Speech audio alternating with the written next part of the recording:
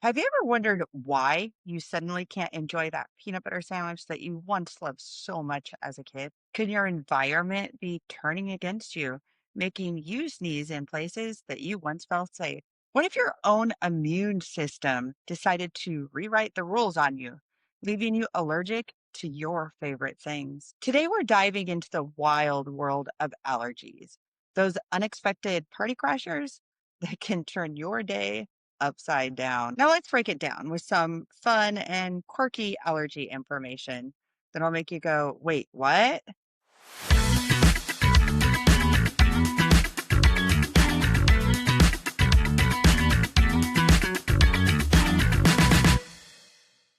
Allergies are a major player in the United States. Did you know that more than 50 million Americans suffer from allergies each year? That makes allergies the sixth leading cause of chronic illness in the United States. Food allergies are also on the rise. So more than 170 foods have been reported to cause food allergy reactions in the United States. Even in 2021, they added sesame as the ninth food allergy. Hay fever doesn't even involve hay.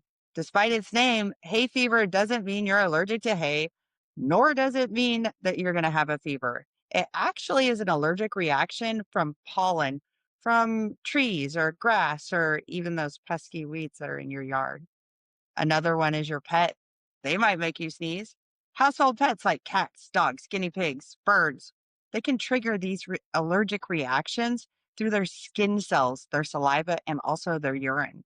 So those sneezes might be more about fluffy and not the flowers. Allergies can also develop at any age. It's possible to develop a food allergy even if you've eaten that food for years without any issues. Allergies can appear at any age, so always stay alert to all those reactions that you have. Now, here's an interesting one for all you women.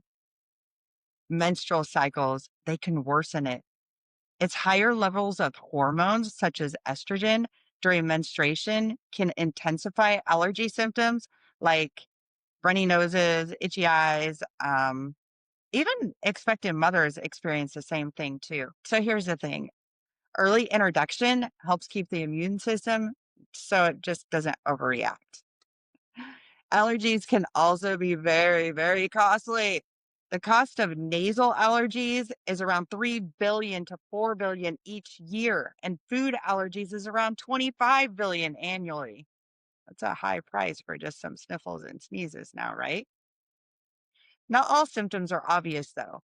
So, seasonal allergies can cause this unexpected symptom like headaches, dark circles under your eyes, anxiety, fatigue, even tooth sensitivity. So, if you're having any of these, it could be allergies are your culprits. Now, our immune systems love dirt. So, exposure to diverse types of bacteria or having a dog or playing in the dirt can help your immune system and prevent those autoimmune conditions and allergies. So, just embrace the mess. Stay healthy. So, when I was growing up, I had cats. I was never allergic to any of those cats either, which is kind of interesting because I was about 25 years old and I went over to my mom's house and she had this cat and I was sneezing, sneezing, sneezing, itchy. You know the drill, the watery eyes, everything. So I've quickly found out that I was allergic to cats. Now, fast forward several years later, I don't like to touch cats because cats around me touch your face, touch your nose, touch anything, sometimes just breathing it in. Sometimes those things make me feel like death. Yes, I know you know what I'm talking about. So, this one day, there was this little tiny kitty cat. There's actually two of them, two little white little kitty cats. Anyway, some people were really mean to them and they had left them in this laundry basket at this place that I once rented. So the guy that I was with brought these two kittens home. Now, just to describe what they look like, they didn't even look like cats. They were just basically hairless. They were about 4 weeks old, but we didn't know that until taking them to the doctor or the vet, that is. And what happened is I go to the vet and I say, "Hey, I want this little kitty. How can I make this little kitty be healthy and survive?" So the vet looks at me and says, actually, that cat's not going to make it through the night. Now, here's how he looked. He had no hair, like I mentioned, and he had his two front paws. But then, because being in the laundry basket, he would have his back paws flat on the ground. So when he would walk, he would take two little steps and then hop like a rabbit. Needless to say, it was a challenge to me to try to see if I could save this cat. So what I did is I said to the vet, I said, "Listen, if there's any chance that I can possibly save this kitten, what do I need?" "Well, you need this kitten milk, you're going to need this care, and you're going to need this, that, and whatever else." So I think, okay, I am on it. I took the kitty home. I did all the things. I used to carry him around in my arms. So I would do work and I'd sit there and I'd type and I'd have him just right here. I fed him, did everything with him. One day, my daughter, we thought, well, you know what? Maybe we should just name these cats. And in my mind, I was going to get rid of this cat after I got it healthy by taking it maybe to a shelter, giving it away to a friend, somebody that maybe wants this cat. However, after naming the cat, she says, okay, now she's real young here, so just bear with me. She says, we're going to name this one Cotton and we're going to name this one Balls. Of course, everybody was laughing about it because cotton balls makes a lot of sense too, especially to a child. So what I did is I took him, I fed him, he started walking upright, and he was my best friend. Obviously, I could not get away from him. He liked me so much that he would come up to me and he would like knead on my stomach. He'd rub on my face. And remember, I'm allergic to cats, or at least I thought that I was.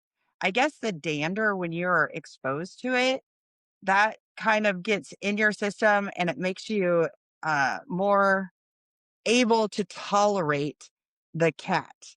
And that's exactly what happened to me. So, needless to say, I had him for years and years and years, and he was the best cat. One of the things that he did is he would bring me gifts. Anybody that has cats knows exactly what I'm talking about. These gifts would be in the form of a dead mouse or a partial mouse left on the doorstep, of course. So when you open the door, it's right there when you walk out. Lizards, frogs, a rabbit. Even sometimes he would bring a flying squirrel. But what's really interesting is that I love, love, love, love, love flying squirrels, and he never brought me a dead one. Now, all those other animals, yes, they were dead, but he never brought a dead flying squirrel. Anyway, he must have loved me that much.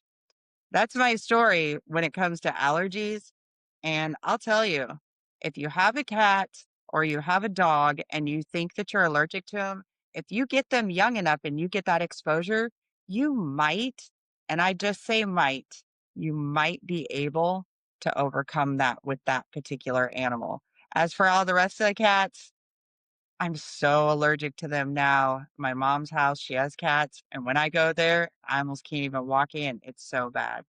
Anyway, that's my tip.